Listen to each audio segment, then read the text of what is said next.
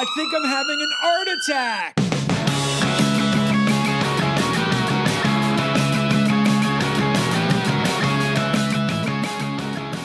What's up, everybody, and welcome to another episode of Art Attacked, where we impact your life and try to make sure that you have less strife, whether it's your husband or your wife.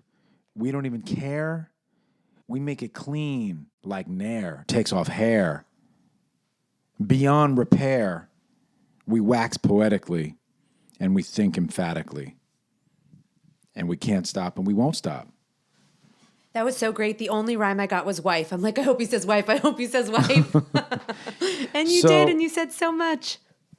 So here on Art Attack, we're here with Lizy Dastin, professor of art history, probably the greatest art history professor that I've ever sat in on.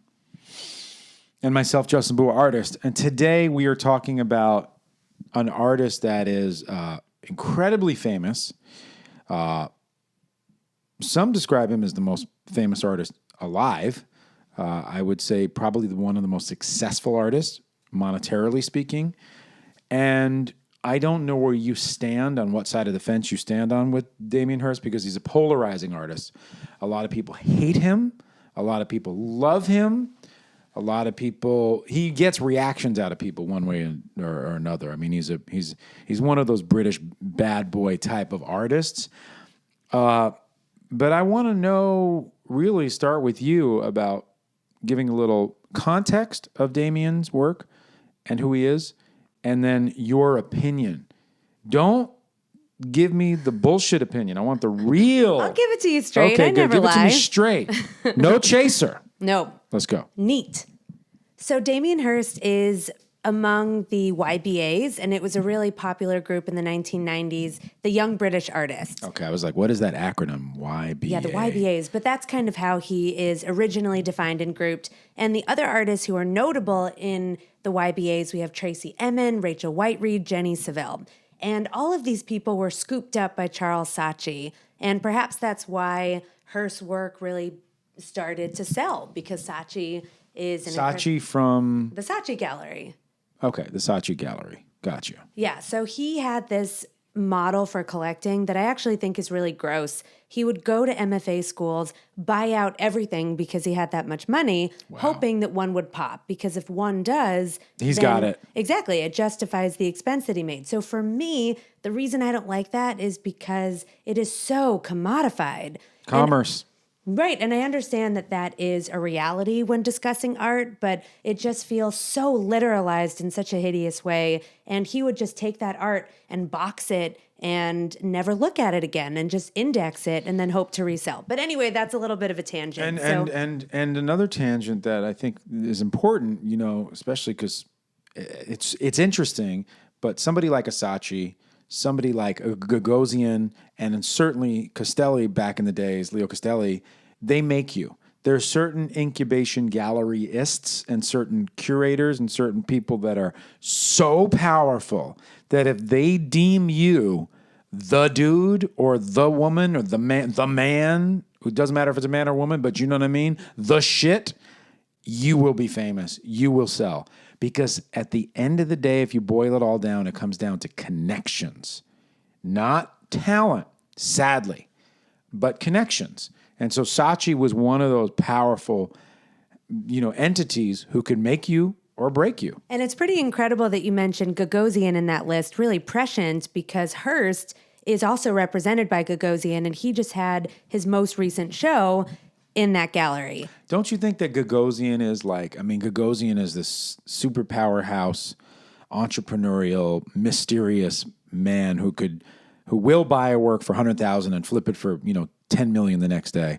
And Gagosian, just a little real side note, used to hawk posters at UCLA, used to actually sell prints of mine on the college campuses. Now, this dude's flying private jet, and everyone's like, yo, I hope he, buys my work and puts me in his gallery because he can make me. It's true. And we can talk about this Gagosian show in a little bit, but you asked my opinion. And I love Damien Hirst's early work from the 90s. And the work that he has produced most recently in that show, I thought was so derivative of himself and so lazy. And it was really disappointing. But to get to the stuff that I think is really toothsome and incredible and engages in this wonderful... Toothsome, we're going to back up on that because Yeah. I don't think anyone in the world knows what that means. Toothsome? It has a lot of bite. There's a lot of content in there. Okay. I didn't know that. Yeah. Good. Now I'm going to you add that to my you little rapscallion, you. Oh, you had to get that one in there. Yeah. Assiduously, you worked for it. Yes, I did. So he really explores the central theme of death in his work, and the mode of installation or the way that he works changes, but that is the leitmotif that connects all of his projects. And he perhaps is best known for his shark installation, which is called The Physical Impossibility of Death in the Mind of Someone Living. And we have to spend some time talking about that title because it is poetry. I think it is such a beautiful title that really shapes the way we experience the work. So, the physical impossibility of death, which is true. We all have death as something that we know we're going to find at some point, that's going to find us, but it's terrifying. And so I think this exchange between the shark, which is an actual dead shark, it was killed, and I don't know if it was killed for this project. I suspect not. I think it was caught and killed, and he happened to buy it. And the shark... Taxidermied. Yeah, taxidermied and floating, suspended in vats of formaldehyde. And what's so scary is that the shark itself looks animated. Its mouth is open, and when you encounter it, that you don't ever want to encounter a shark. So to come so close to a death by shark attack, so it could be that. It could make you feel your own impermanence. And what I experience when I see this work is that death is completely unavoidable, that even if we try to embalm something, it's still going to win out. And I say that because the original shark that Hirst submerged into this vat ended up decaying so badly that he had to replace that shark with another one. So even though it is soaked in these preserving chemicals, death still wins. Yeah. You know, it's funny because there's a famous story that I heard Damien Hirst tell on Charlie Rose way back when, where a construction worker was in the museum and finds one of his pieces and throws it in the trash. And it just goes to show you, like, and he liked that, by the way. Damien Hirst was like cool about that. He was like, yeah, I really like that story because it shows you, like, one man's trash is another one's treasure. And his work is, I mean, it's so weird. It's a taxidermy shark, so it's way out there. And a lot of his work is way out there to the point where the average person is like, is that trash? Is that junk? And by the way, that construction worker is now an art critic. So, no, I'm kidding. But for me, I look at his work and I love that title. I think that's incredible. It's poetic. It's it has a mystery about it, and I like his attitude. And I always think that he's a very able, articulate dialectician. He's verbal. He explains his stuff cleanly. He makes you think. He's disruptive. He makes you think about art. And I guess, his philosophy about art more than I actually really enjoy his work. I look at that and I go, God, why is this in the stratosphere of art? Like, why is this in the stratosphere of Picasso or Rembrandt or Leyendecker or Rockwell or anybody? And that's a linear way of thinking, I understand. But I really like the way that he philosophizes. He's like, if you have a tree that's standing vertical and the tree falls down, all of a sudden it's at a 90-degree angle, and then it's affecting everybody, right? So you have to drive around the tree. It's disruptive. You see how actually big the tree is. You see the details of it. And all of a sudden, it's like art. Art is making us think about a different way of thinking neurologically, emotionally, spiritually. Art is impactful. And I think that that's what he's ultimately trying to do with his art. He's trying to say that my art is going to make you think, whether you're polarized by it, whether you hate it, whether you're a critic, you think it belongs in the garbage, whether you think it's the greatest thing in the world. We're reading our own stories into these and weaving our own stories into us. And he's allowing us to think. So I feel like he's very cerebral in that way, where he likes art is an important thing. People don't give importance to art in general. I mean, the NEA doesn't, the National Endowment of the Arts, and schools don't, right? So that's so strange, but yet his philosophy is that, no. You need to give importance to this. This is making us think critically. This is making us think outside of the box. This is making us innovators. And I believe that kind of thinking is super healthy. I believe that creativity and artists are the future because everything else can be automated, but you can't create like that. You can't think like that. And part of art is really training your brain how to think critically. And I think that philosophy is always expanded upon in his philosophy about his own work, about why it's here. I don't necessarily see that shit when I see his work, you know what I mean? But I definitely hear it and I go, wow, that makes sense. Like I think I listen to him and he waxes and I just go, wow, that really does make sense. And when you gave that metaphor of the tree falling and how that's art and everybody has to acknowledge it and accommodate it, I think that with him, it's specifically this trope of death, because that's something we want to avoid. It's a really difficult topic to even acknowledge. And not only does Hirst really show us that in such an aestheticized way, but I think that he also adds some kind of celebration to this weight of eventuality. And I see the celebration maybe less in The Shark, but in his more recent work, I think he moves into that space. But with The Shark, it's also displayed in a really elegant way. And it reminds me of the display strategies of the minimalist artist. So he has minimalism, like the work of Donald Judd or Saul LeWitt, and then he has this dead floating shark in it. And you're right, it is one man's treasure and another man's trash. And the critics at the time certainly would agree with the trash analogy. And there was this one article in the press that said $50,000 fish and chips, or like it was a fish and chip analogy. And I think it was $50,000 for fish and yeah. So that was really interesting. And his work has since just continued to climb meteorically, and the money that it fetches, which also adds to the controversy. And he did this one work called Love of God. And this is a more recent example that, in my opinion, also celebrates death while simultaneously... Everything is death. It is, really. Yeah. That is the central motif. It's all death. A lot of artists do that. Woody Allen was very focused on art and death as well in his plays and in his writing and his comedies and his dramedies. He actually says, I'm not afraid of dying. I just want to be there when it happens, which is very funny. That is funny. So in the Love of God, we have a platinum mold of a skull from the 1700s, a human skull. And Hirst had this. Have you seen that one? Of course. Yeah, it's incredible. Huge. So he had a platinum mold made, and then he had the actual teeth removed from the skull and then reinserted into the platinum mold. And then he has, I think it's 8,000 diamonds implanted in this work, with this huge diamond in the forehead sort of functioning as a third eye. And it is a literalized version of a memento mori, which is a reminder of death. If you think about Hamlet and the Great Soliloquy, he's holding a skull and talking.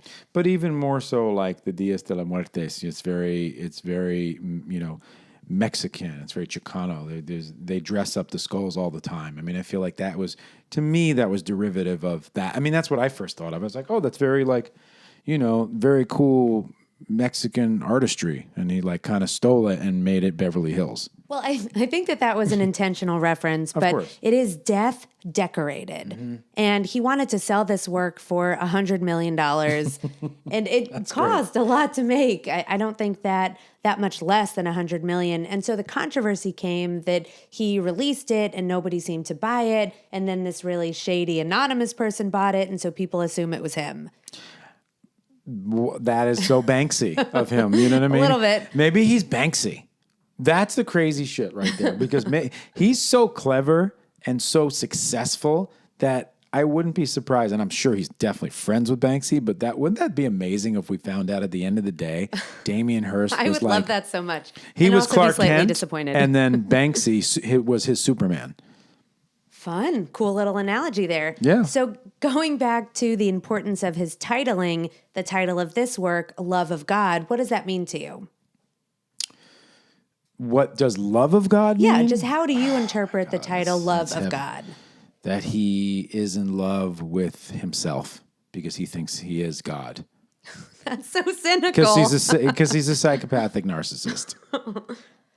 All right, that's one interpretation. Sure. Another might be the pursuit of spirituality, of some sort of community that's larger than one that you can see. So a love of God, a love of something. But it's funny because the genesis of the title was actually an anecdote that he shared with his mother, that he was telling her about this piece, and she goes, "For the love of God, what are you going to do next?" That's funny.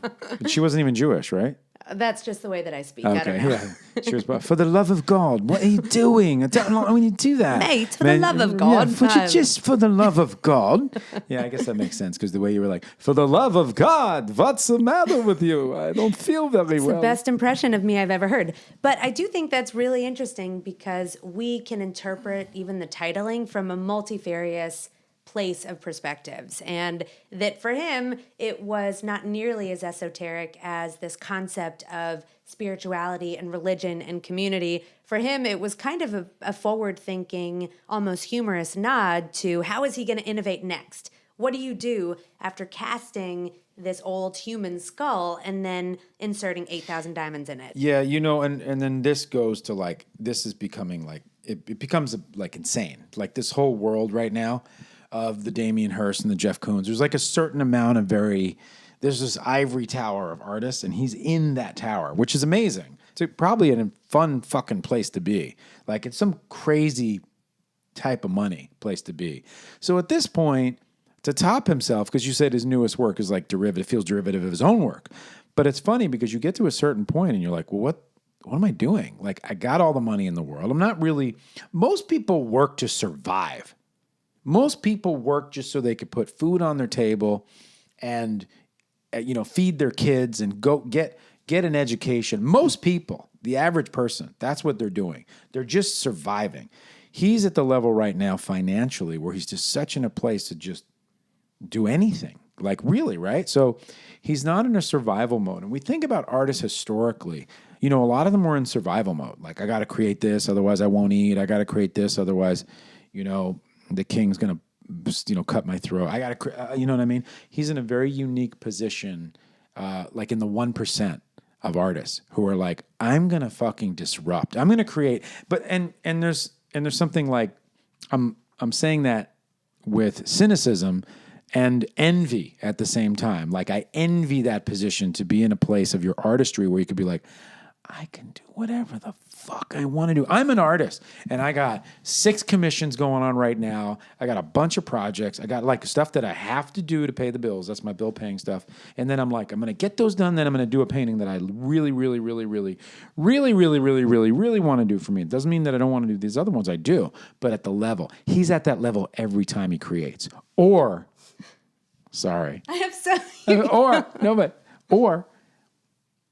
is he not? Is he a slave to his own customer? That's a what slave I was just to the gonna gallery, say. a slave to be different. Much like you don't see rock and roll anymore. I mean, it's been a long time. The Beatles had hits and hits and hits and hits. Now you got 50 million downloads, and there's like, what do you got next? You're like, oh shit, I got to create something right now.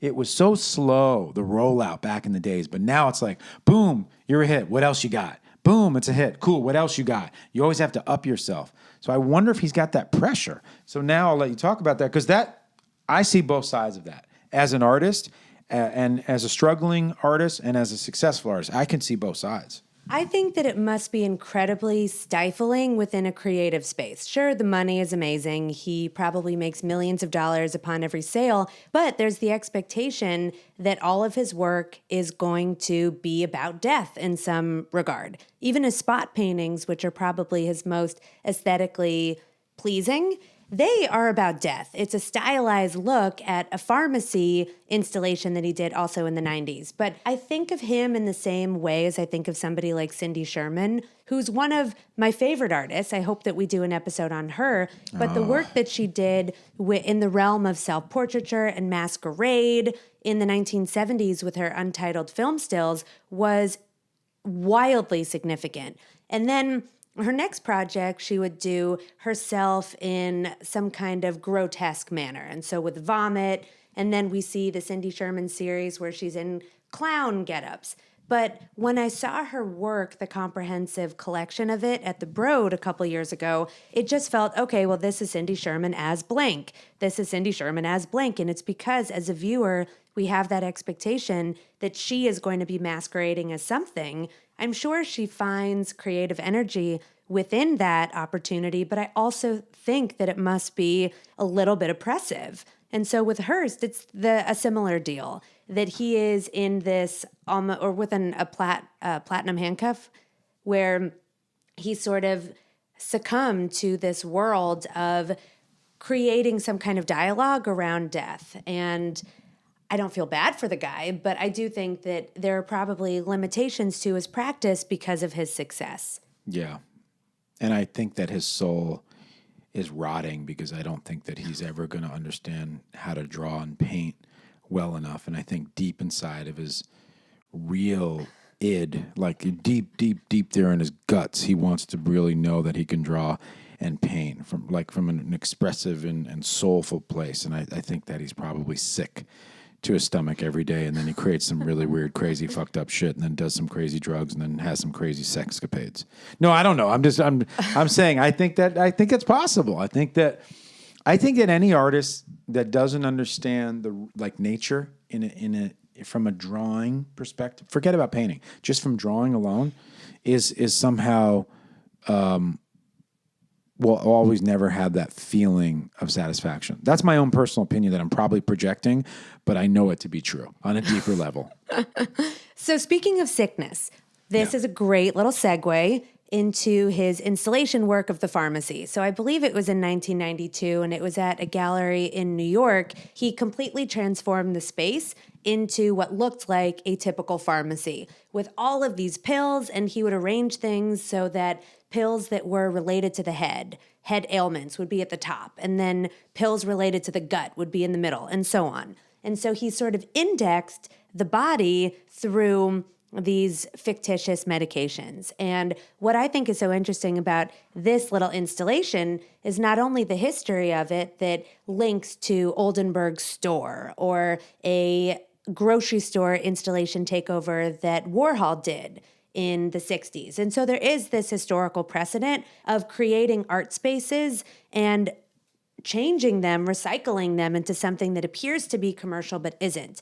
But what I've heard her say about this work, which I just think is brilliant, is that we as a society are so quick to just accept the medical gaze. Medical opinions, whatever is told by your doctor, you willingly do. And yet we're so critical of art and we problematize everything. But when it comes to the medical space, we are completely infantilized. That's heavy. That's actually heavy, and I think that has a lot of layers to it. I mean, obviously, it almost goes like just in general, big pharma and just everything. It's got a lot of weight, and I think that Damien Hirst once again has a lot of gravity to his work. Whether you absolutely can't stand it, whether you absolutely love it. I think Damien Hirst is definitely. Like I said, I really like to watch his interviews. I know that sounds weird, but I feel like I learn a lot about the philosophy of art. That doesn't mean that I like his work or that I dislike his work. I'm kind of like in the middle. Some of it I like, some of it is provocative, some of it I'm just like, get the fuck out of here. You're out of your mind. It's uncomfortable for me to look at his work, I think, because it's uncomfortable for me to acknowledge the eventuality of death. And so I think that's what he is trying to encourage his viewers to examine. And so I see his work both as incredibly conceptual and meaningful within that realm, and also sometimes really aesthetically pleasing, like the spot paintings. So the spot paintings emerged from the pharmacy installation, and he basically essentialized the look of the pill and then turned them into those polka dots of different colors. And before we end, I just wanted to circle back to this Gagosian show and briefly explain why I thought it was derivative. So the show was mostly made up of these spots, but the Damien Hirst aesthetic is that it's a spot with room and then another spot. And so they don't really intersect with each other. And these, there was much heavier impasto, and all the colors were sort of overlapping with each other, and it just looked very pointillist, and it was just like, what else can I do with my spots? And I didn't see any innovation in that, and that was a little bit disappointing. Also, every single canvas was that. Okay, well, now Lizy is on my side. No, I'm kidding. But no, I think he's an important artist to look at. So check out Damien Hirst and also give us a review on iTunes, because we do this because we love it, and we do it for y'all, and we do it for us because we love art. I love you guys.